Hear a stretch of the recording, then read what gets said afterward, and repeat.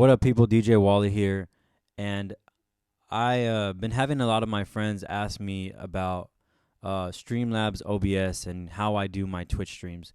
So I figure instead of calling all my friends up and giving them individual tutorials, I figured why don't I just make a tutorial video? So this is my tutorial video. In this tutorial, I'm gonna go over basic functions of Streamlabs OBS. Um, we're also going to set up a higher end camera that's just any camera other than your FaceTime camera. Set up your audio, like how to send your DJ audio into your computer. We're going to go over how to set up your green screen, how to import like media to utilize your green screen. We're going to go over how to use a border. Maybe you want to set up a PNG border around your stream. And lastly, we'll set up the alert box and the chat box. So if any of that stuff interests you, I highly recommend watching this tutorial. Let's check it out. All right, y'all. So this video is going to just take a little bit step further. I'm hoping you guys have already at least opened up Streamlabs. If not, then we're going to at least do this overview, and it'll give you a little quick, reminder as to what things are. Also, before I start this, I want to say this. It is very important that if you want your video quality to look the best, to get an Ethernet cord. You need to connect it directly to your internet. Also, as a reminder, anything that I talk about in this video, I will be putting the links under. So like literally anything that maybe you might not have, I'll put the links under. Also, anything that you'll need to purchase, I'll put the links in there as well. Just to make it, more convenient for you guys. Okay, so that being said, let's open up Streamlabs like so. If your page does not look like this, you probably have to log in. So at the bottom left corner, there's a cogwheel right here. I'm going to go ahead and click that. And then I can click stream. And then usually, if you're not logged in, it'll come up with a prompt and then ask you to log in. As you can see here, I'm already logged into my Twitch account. So once you log in, go ahead and just click done. Cool. So here's the overview of Streamlabs. This big black screen right here, this is like your main projection or like output area. So whatever's on this screen, that is what will be outputting to your stream. Right here is your mini feed. This gives you live updates when you're on and actually offline. So pretty much anything that's like recent. So as you can see, 9 hours ago, Co Avila followed me. It shows you biddies that you received. This is like your way of keeping up to date with your chat, because sometimes it can kind of get a little messy and it's kind of hard to keep up if you're just reading the regular chat. So this little mini feed is very convenient. Right here in this area where it says tutorial, these are like different scenes. So I'm going to go ahead and click one just to show you guys. So these are like kind of different layouts that I've already made. See, so this is one pre-made layout, and as you can see, like it saves. So once you make it and you do all this stuff, pretty much, whenever I do my streams now, I walk into my studio, my garage, and I literally just hit whatever scene I want to do it, partake in that day, and then I just go live, and then we kind of just go. It's really easy. I don't have to set up a lot. So let's go back to the page that we're on. I want to start us off fresh. So we're at this tutorial scene, right? Right here is our sources box. This is going to be our most used box for this tutorial. Pretty much everything that we're going to be doing is in here. And this is where you add like your sources. And like I said, we're going to get into that in a little bit. But as you can see, your images, audio, video, all kinds of things. This is where we're going to be working. That's our main workspace. Right here is our mixer. Essentially, this is like our mixing board. It might show a microphone in here as soon as you open up Streamlabs. I will say that typically that microphone is your computer's microphone. And if you don't intend on using that for your stream, I highly recommend muting it or just deleting it, because you don't want that microphone on while you're sending a signal, because it can create an echo or some feedback and it'll just sound terrible. So note to self, don't do that. Right here we have a record button. So literally as soon as I press that, it's boom, it's recording. Very convenient feature. Test widgets, we'll get into that later on. And then go live. That's quite frankly, you click that. As long as your internet's set up right, you can go live immediately. Now, if I went live right now, there would be nothing, right? Okay, so let's do this first. Let's add our audio first, right? Because everybody, I'm assuming that if you're a DJ, you want to send some signal, you want to send an audio to your stream, right? Okay, so the first thing we're going to do is we're going to click this plus sign right here. Once we click this plus sign, we're going to go to this audio input capture. A little note about this is pretty convenient because pretty much whenever you click whatever source you're trying to import, it'll only allow you to import related sources. So like for instance, if I click audio input and for some reason I'm trying to add like an image because maybe I thought I clicked the image part, it won't let you do that. So it'll only allow you to import things that are like relative to that source, okay? So right here, it kind of gives you a little breakdown and everything. If you're ever like confused about something like, oh, I don't know where I need to import this, you can literally just click any of the sources and it'll tell you what can be like added in this source. Pretty cool. So I'm going to go to audio input capture and I'm going to add source. You can title it here. I'm just going to leave that title. That's fine with me. Audio input capture source. Okay, so now here's a list of devices. So depending on whatever computer you have, this will kind of vary. I have actually an older MacBook 2012 Pro, and with my computer, I was fortunate enough to get a feature. See this built-in input feature? I actually have a built-in input where I can send like a booth signal out from my mixer, and I have like a 3.5 jack. It's like equivalent to like a headphone jack, but it's not the headphone jack. It looks different. Anyways, I can plug that directly in and I can send the signal directly to my computer and it'll start to come in. A very convenient feature. However, not a lot of computers have that. So if you do not have that, you will need a audio interface. And an audio interface, I mean, there's a bunch on the market. The one that I use is called a Scarlett. Also, I have a H6, and that's actually what I'm using for the microphone. But typically, these audio interfaces can run from like $70 to, I don't even know, like the sky's the limit. You can buy really high-end quality. This Scarlett right here, I got on OfferUp for like $60. So this is pre-COVID, of course. So the prices I've noticed online, they've gone up. But regardless, you can get a pretty good audio interface for pretty cheap. So I'm going to click this Scarlett. I'm going to add the source.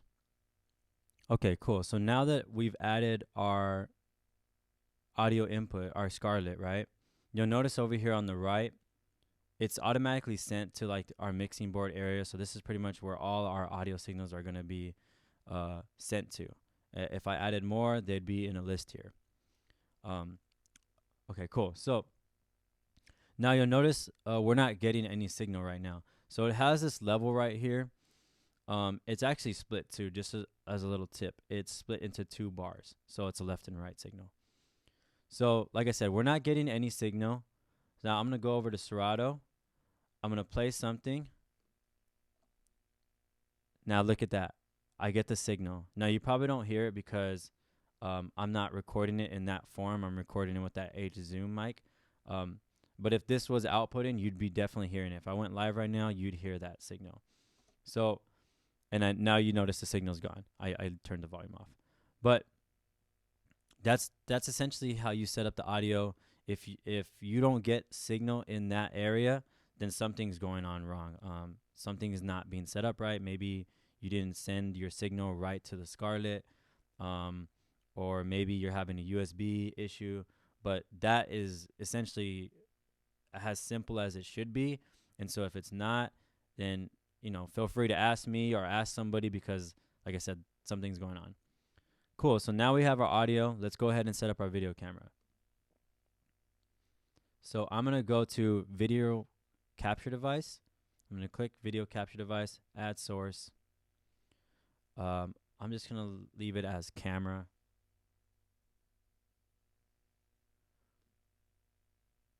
All right.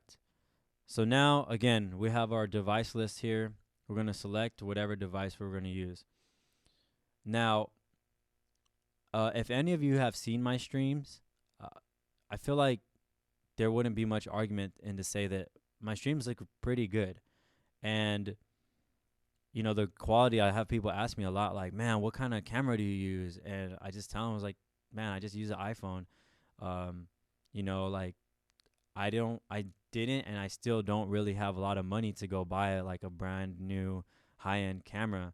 So I really had to work with what I had. And fortunately, you know, iPhones have a pretty good camera and it looks great on here. So no complaints. And I highly recommend it if, you know, you're balling on a budget. So that being said, you can't just connect your iPhone to your computer and think that it'll look crystal clear, or at least I haven't found a way to do that. I actually had to get an application. The app that I bought was called Shuttercast. I'm no way, shape, or form receiving payment for using Shuttercast, but it seemed the best route because I actually bought the OBS camera and it didn't work as good. And that app was actually $15. So I'm trying to save you some money here. But back to Shuttercast, it's $1. It's really easy. You literally like download it, open it up, and it's ready to go. So now, because I have Shuttercast open already, I have to have my phone connected to my computer, and it's connected via USB. Also, a little thing that I added in the notes for this tutorial. Okay, so let's click iPhone. Now, if I click that, notice it comes up. But if you look behind this right here, you'll see that, yes, it came up, but it's vertical and it has these big like black borders on the side of it. You know, it doesn't look ideal. So actually what I'm going to do is I'm going to go right here where the dimensions are, and I'm going to pick high. And that's the feature that Shuttercast allows, is I can pick this. And now I'm going to click done. And now we have like my entire video, right? Looks nice. So I'm actually going to rotate the video because it looks good, but it's just not the right way, right? So to rotate it, I'm going to right click and notice this little transform section here. I'm going to rotate it clockwise. Boom. Now we have the video up, right? Looks pretty good. And again, this is my iPhone camera. Like pretty clean. It's like an iPhone 8 too. It's not even, you know, that new. So let's crop a little bit because I noticed that some of this top is coming in and I don't want that in the screen. It doesn't really matter the order that we do this as far as like the green screen goes, but let's just start by cropping first. So to crop, I'm going to right click again. I'm going to go to the filter section, click filters, click this little plus sign right here. Pretty much this is where you can choose whatever you're going to use. I'm going to use the crop feature. I can leave the filter name. Crop is fine. So now, because of the way that it shows the direction of this camera, so it's like vertical, this is how it's going to correspond as far as your cropping goes. So the top is going to be at the very top. Your left side is going to be right here on your left side. And then this is just measured in pixels. So usually the number is kind of large. So let's just say the top part, that's not a lot to crop. So I'm just going to assume, let's just try like 30. Cool. Did 30, it looks perfect now, right? Click done. Yeah, it looks great. Like you couldn't tell the difference. If I wanted to nitpick, I could probably crop this out a little bit, but it doesn't look that bad. So I think I'm going to leave it.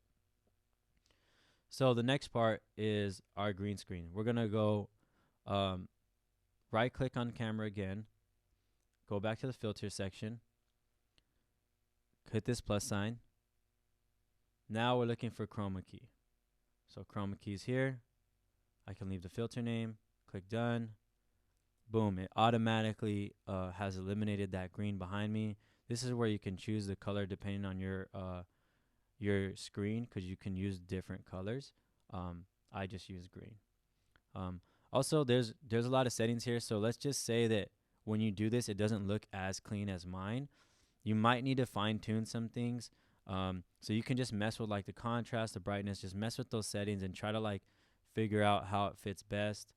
Also, a little side note, if your table is close to your green screen and you notice that your gear starts to look kind of transparent and maybe like your images are getting projected on your gear, then you might need to move your table a little bit forward and not be so close to the green, because pretty much what's happening is the green is reflecting off the wall and going on your decks or your gear.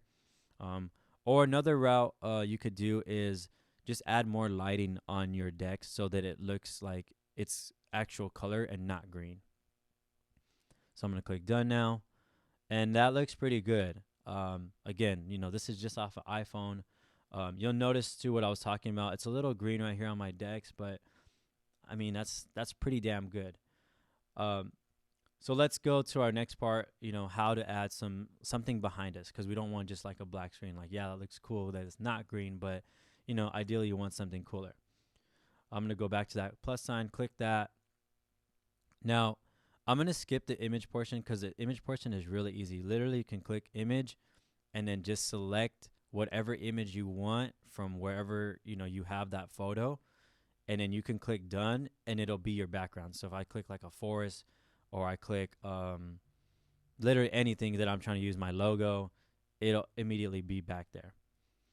And actually we will go over a little bit how to use the image when we incorporate the border, so I'm going to skip that. Let's just go right to a media source. So I'm going to click media source. I'm going to bring in a video. I like to have music videos behind me or some type of motion behind me, just for like a added cinematic. I don't even know the word. Just to make it look better. We'll keep it straight here. So I'm gonna add source. I can leave it at media source, whatever. That's fine. Now it's gonna show this area where I can choose the video. So local file, that's pretty much where it's like looking. It's looking on your computer. Your computer is like immediate hard drive. You have this option here to loop it. I typically press that because I just want it to just go, in circles. As soon as it ends, I want it to continue to go. Restart playback when active. It doesn't really matter to me. These are all your preference. This one, however, I think is a very important piece. I try to always click this button, close file when inactive. This is really important because, as you'll notice down here, this is your computer CPU. So this is like kind of like how much stress you're putting on your computer. And I actually do my streams all from one computer. My computer has been able to handle it, so I haven't needed to get another computer like a lot of people have. And I think that a big part of it is this. Like, if you can kind of maintain this and make sure that everything's functioning within a low CPU, I think it's very doable for you to do the same. That being said, that's why I have to click this right here, because I don't want things going on in the background when I'm not using them. And when that is happening, when those things are going on in the background, that's just going to put your CPU like through the roof. And whenever that CPU gets too high, it starts to shut down applications, because pretty much your computer is like being overwhelmed. And so you don't want anything to close when you're using it in your stream. You don't want your stream to stop. You don't want your music to stop. So very important piece right there. All right, let's go ahead and click browse. We're going to look through our videos. I have a Make It Last theme night that I do. It's all R&B. So I'm going to go ahead and just click this. Click done. Boom, we have our video. Music video up. If you click this little corner right here, you can resize things. But you'll notice I'm in the background, right? And the video is in front of me. So really easy fix. I want you all to think of these sources as layers, and pretty much whatever is on the top, so whatever is closest to this word sources, that's the top layer. So this media source is above my camera, as you can see here. So that's why the video is projecting like over me as opposed to behind me, right? So if I just click, hold, and drag this under my camera, boom, the music videos are right behind me. And again, it looks really clear, right? So again, I want you to think of these sources as layers. These little lock areas right here, very great rule of thumb is to keep them locked. So reason being is the more stuff that you start to put in the sources area, and then the more that like things start to get added here, you'll want to move things around. Like, you know, maybe you want your videos over here in the top right, and then you got like I don't know, your chat box over here on the left, and then, you know, you'll have all these things on the screen. So it's a really good rule of thumb to lock the layer. So whenever you lock it, it's pretty much you can't move it. Now, mind you, when you need to move it, you need to unlock it, right? So that's the lock feature right there. Also, since I'm here, these eyes right here, these eyes will shut off like the display of whatever the item is. Now, audio input capture, there's actually no display, so you're not going to see anything get hidden right there. But the media source, boom, you see that get hidden. Camera, it's hidden, right? Cool. So now, I mean, this is a pretty good, you know, basic setup. We have our music videos going on in the background. We have our decks. We have our audio input like already like being received if I send an audio, as you could see. So that's a pretty good setup so far. Let's take it a little step further for those of you overachievers. Or, you know, maybe you just want to really make your setup look nice, and I respect that because I'm all about that too. So I'm going to click this plus sign right here. I'm going to add an image. Pretty much the borders, the Streamlabs borders that you see that I utilize in my streams, they're just photos. They're PNG photos. So if you're not familiar with that format, essentially what it is, it's like a photo. Let me show myself real fast because I'm using my hands. It's essentially, it's like a photo, and it's just cut out in the center or whatever like you want to be displayed. And we'll go ahead and iterate that right now. So I'm going to click image. I'm going to add source. I'm going to title it layout. All this stuff is really good habit, just so you know exactly what things are and you can adjust them really fast if need be. It's good to have it organized. Okay, so I'm going to click browse right here.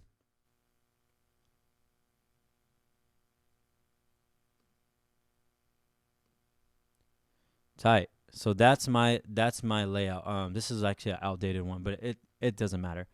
Anyways, so as you can see here, so this is not locked. I can move this around. You can see how it's just a frame, and then the center is like cut out, right?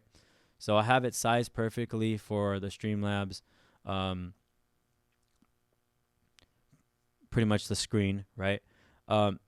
Now, you'll notice though that like you can't see my decks, and yeah, I look kind of like overwhelmingly big.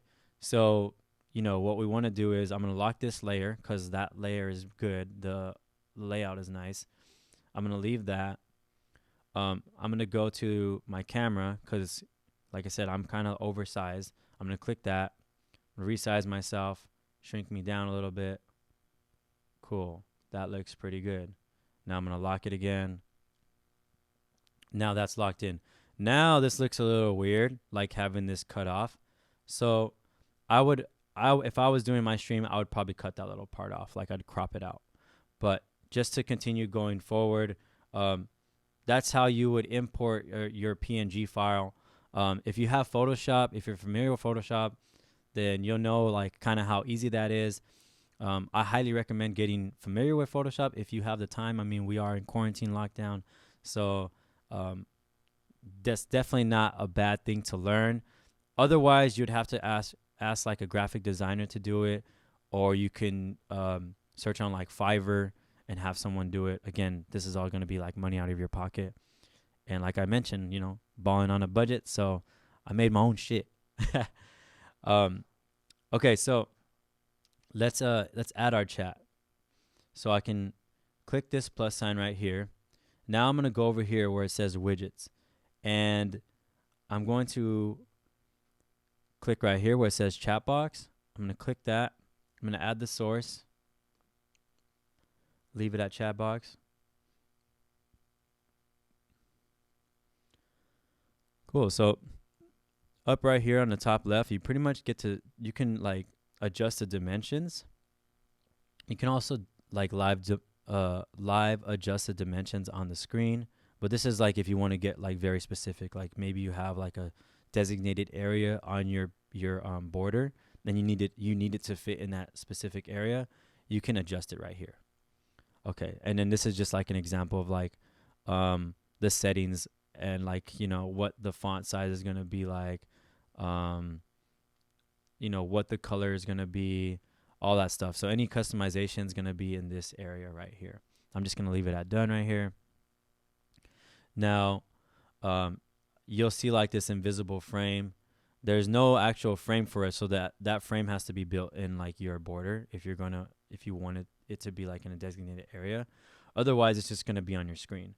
So if I just leave it right here, and then I lock it, that's exactly where the chat's gonna be. Now, there's no example right now because I'm not live streaming. There's no live chat, but that's exactly where it would be. And then mind you, whenever you are going live, you can adjust things, live. You can like readjust your frame or whatever if need be. Let's set up these areas right here where it says newest follower, recent donation, and latest sub. So these are like where you want these like these live alerts as to like who is your newest follower, and people can see that live on the screen, right? Your most recent donation and your latest sub. So let's go back here to the sources. We're going to add. Now we're going to go over to this widgets area again, and then we're going to go right here where it says stream label. So this is the part where I kind of like, it took me a long time to kind of figure out where all this stuff was. And so I hope you appreciate this. I'm going to add source here, stream label. I'm going to title it whatever I'm going to set it as. So let's just do newest follower. Okay, cool. So now all you got to do is search through here and find where it says your newest follower, and it'll automatically live update. So let's find that. Cool. So now that I've found that, I can adjust the font. I can change the color of it, add a drop shadow if I want. Again, a bunch of little customization features, but I'm just going to leave it generic for now. I'll click done. You'll notice it automatically gets sent up here to the top left corner. So now I'm going to click it, drag it, put it to where I need it. So right there where my newest follower is, lock it, boom, live update. And you'll notice too in this mini feed, it corresponds. So my newest follower right here has followed, boom, they're right there live. And it's the same for everything else. One example I will say though, or I will show you, is what happens when you don't have one of the following. So let's say I try to set up this recent donation area.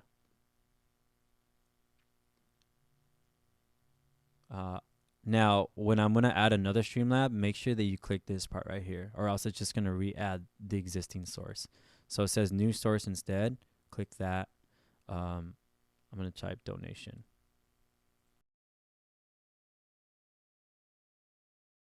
Now you'll notice that I added the stream label. It's here, but I don't see anything. So that'll happen if you don't have the following. So I actually don't have any recent donations. So if you don't have that, then it kind of has nothing to work off of, and you won't be able to put it where you want. So that's just like something to note.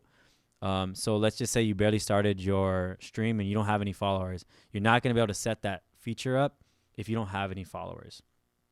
But yeah, just something that I learned kind of the hard way. I will say whenever you do get that, whatever it is that you're missing, so let's just say your latest sub or your recent donation, whenever you do receive that and you actually already have that feature set up, it'll just pop up in your top left corner. And if you wanted to, if you like noticed it, you could totally like adjust it and put it where it needs to be really quick and then continue on with your stream. So let's get to the last section of this tutorial, and that is adding your alert box. The alert box is pretty much whenever you're watching a stream and you'll see like their most recent follower come up, and then they have like a cool like GIF with it, or something of that nature. That's essentially what the alert box is, like letting it's another form of a live update essentially. So I'm going to go ahead and click alert box. I'm going to add source. I'm going to leave that title alert box. Now, there's a bunch of things in here that essentially they're the same. So I'm just going to use one example, and then the rest I'll leave it up to you guys to figure out. Of course, if you guys have any questions, you're always welcome to message me, email me, DM me, whatever the case is. Go ahead and ask away. I provided this so that it helps you, and I'm trying to help you. So let's go to this followers area.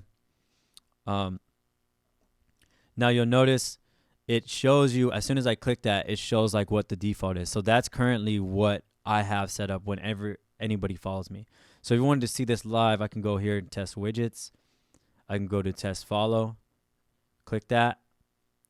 So that's currently what it looks like when somebody follows me. So let's just say I wanted to change that. Okay. I can go over here to media. Notice it has the file right here. I can click change media. Now, if you just started, the only files that you're going to have access to are these stock files right here. So this is pretty much like Twitch's default files. They're not, they're just generic files. They don't, Twitch essentially was like designed for gamers. So that's kind of why I assume that everything's kind of like, little cartoon or gaming people, personas. So if you wanted to add your own image, you can add right here. You can click right here. This is where any of the media that you upload is going to live. This is hence why it says my uploads. Let's say I wanted to change it to this Bad Bunny, right? This Bad Bunny GIF. So I'm going to click that, click done. Now let's test it. Boom, that's set up. If I wanted to change anything about it, I can go back here, maybe to the title message, and you'll notice anything right here within these brackets. So that's pretty much like their coding system. So if you'll notice when somebody followed me, it'll say like the person's name, and it'll say it in a different color. This is how it like knows to auto populate that. So don't mess with this part. But you can change your message. Like if you wanted to change it to whatever you want it to say, you can type in here and edit it. Here's your font type. Here's your size of it. The color of it. And pretty much this primary text color is like the wording. So the word like after anything that's in the bracket, and then anything that's in the bracket is going to be this color right here. So whatever you have. Also, you can set up the image so that the text is below the image or over the image. A couple customization features right here. If I go to animation here, you can kind of adjust kind of like a little animation as to text. Sometimes it'll bounce in. It says when it hides, it fades out, so on and so forth. Click done. Now you'll see that it's like this big box on my screen. So if we tested it, and I'm going to lock these things. That's a good habit, right? If I tested it, I can go down here to test widgets. I can test follow because that was the one that we edited. Now, it looks cool, but it's covering my entire screen, right? So maybe I don't want that. And maybe I want it a little bit more, a little bit cleaner, a little bit more in the background. So I can unlock the alert box now. Notice the border came up. So this is like where the area of like wherever that GIF is going to come up. So I'm going to resize it. And let's just say I wanted it over here in the top right corner. So now I'm going to lock that. Go ahead and test that again. Boom. It's all set up. And for the most part, people, that's everything. I mean, I don't mean to say that that's everything. That's everything that I'm going to say in this tutorial. I mean, the sky's the limit with Twitch and Streamlabs OBS. Like, there's really a lot that you can do. This is just like kind of like the things that I've learned, and I think that this is a really good like foundation as to setting up your profile, making it look nice and clean. And then as you want it to progress, like you're totally welcome to do that. But at least you have the essentials. Once again, my name is DJ Wally. Follow me on anything, on Twitch, on Instagram is DJ Wall _E. Again, I will put all my information in the description. I'm going to add all the links there. I also, for any DJs out there that are listening and are not following already, I also have a DJ podcast. It's called From Behind the Booth, where I interview DJs and we talk DJ shops. So if you love anything related to DJing, also highly recommend checking that out. And that's all, people. Thank you so much for watching. I really hope that this helps. And like I said, my door is always open. So any questions, feel free to send them my way. Peace.